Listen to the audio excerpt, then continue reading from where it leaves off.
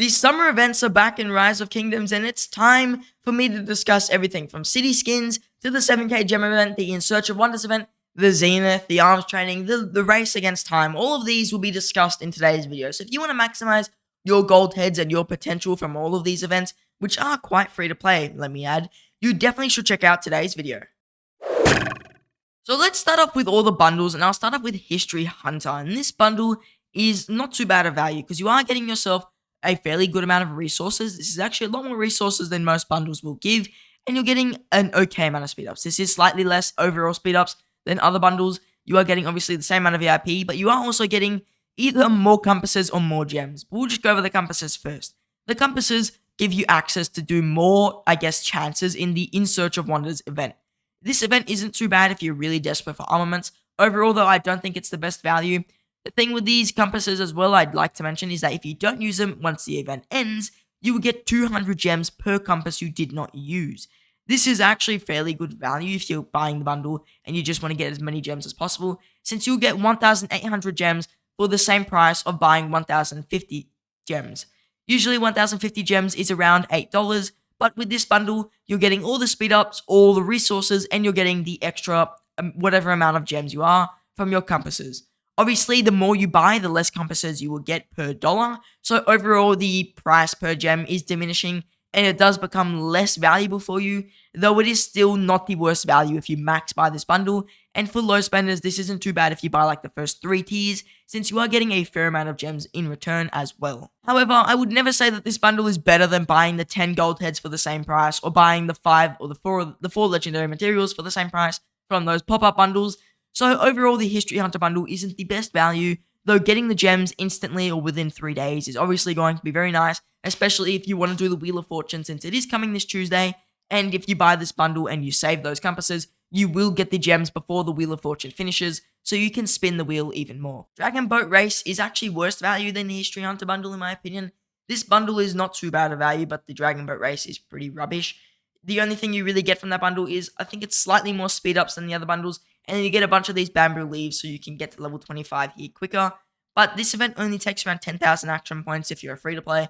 So, especially if you're AoE farming, you're going to do this event basically for free, and it's going to take maybe 2 hours of your time. And if you really want to get there quicker, just buy the $15 tier here, and you're going to get way more of these bamboo leaves than if you purchased basically the max purchase of the Dragon Boat Race bundle.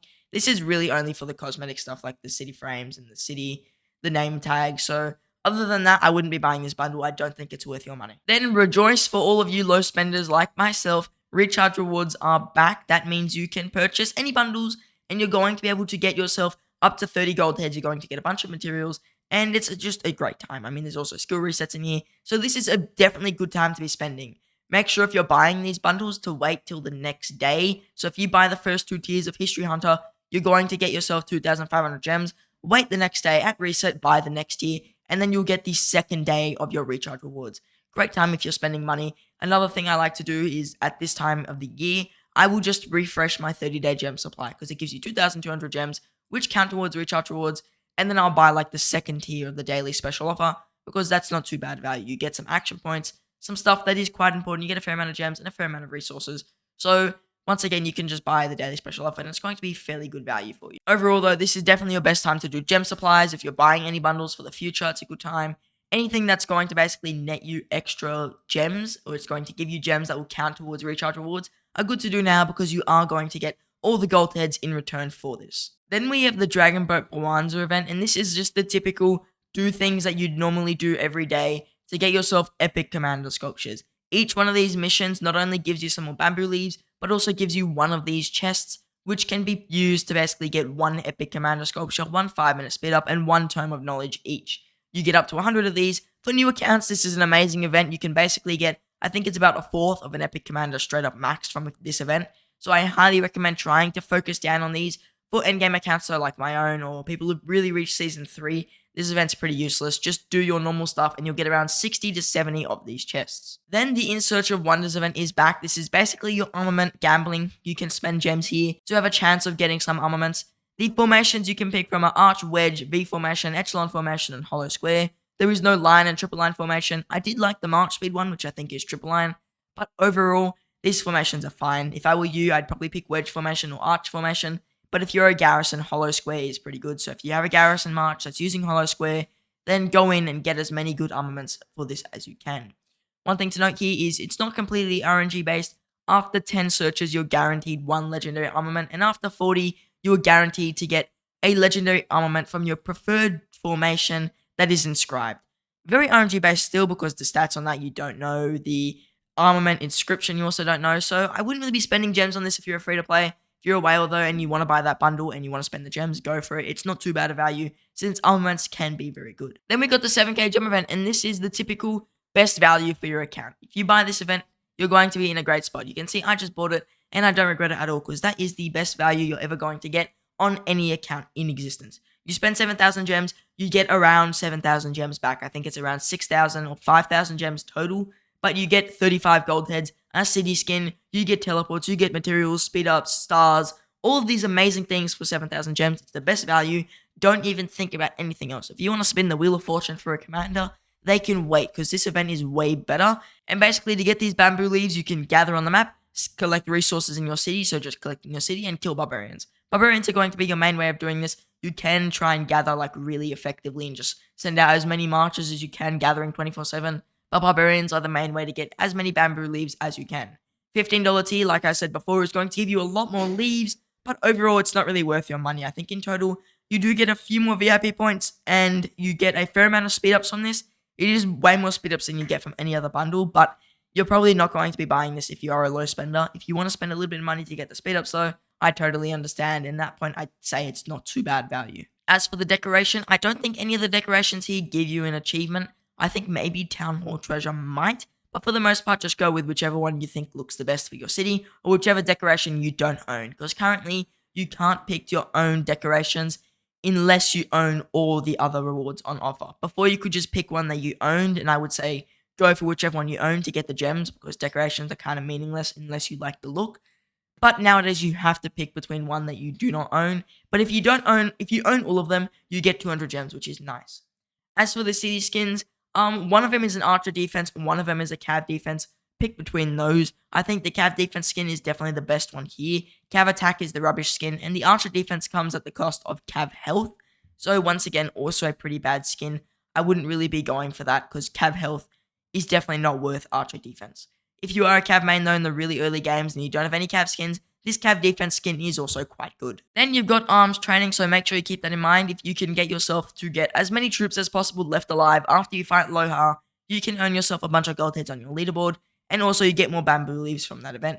Then you've got race against time. This is just kill as many barbarians as you can to give yourself as many points as you can to once again get more gold heads, and I'll probably have a video and tips to do that out very soon. Then for the Zenith of Power, this skin here is rubbish, like if I'm being realistic. 15% archer attack at the cost of infantry health and cav defense is not worth it. If I were you, I would probably skip this Zenith. I know it could be unfortunate for some players who've been saving up for a very long time, but yes, the skin looks pretty cool in my opinion, but it's just not worth it. The 15% attack is not that strong, and I just think you'd rather get defense or health, since those are the main things. Like training speed, defense, stuff like that are going to be way better, especially infantry defense. See, some of the last skins were way better than this one. This skin is kind of rubbish. Like, if you're looking at the actual stats, you'd rather have 10% archer health or archer defense over 15% attack, in my opinion.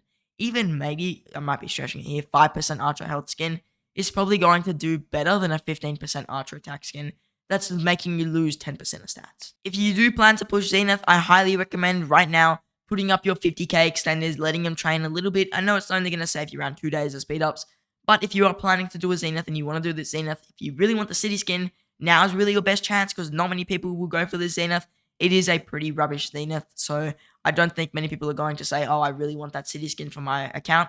They're going to say, we're going to skip that city skin. I'll try again next time. If you do really want it though, just pop your extenders and then just let them train for the next 2 days. And once the event comes around, you can speed them up and do your usual Zenith things. If you want to get a little bit more speed ups as well, you can just do as many Lohas as you possibly can.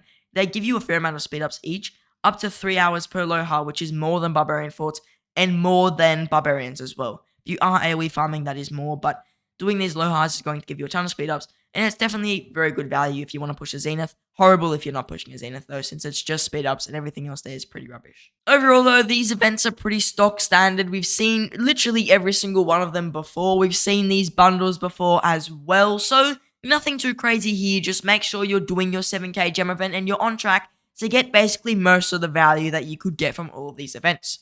If you did enjoy today's video, please do consider subscribing to the channel. It takes a lot of effort to make all of these videos, and your subscription is one small thing you can do to show your support of the channel, and it is very much appreciated. Now, I do want to say thank you for watching, and I hope to see you in the next one.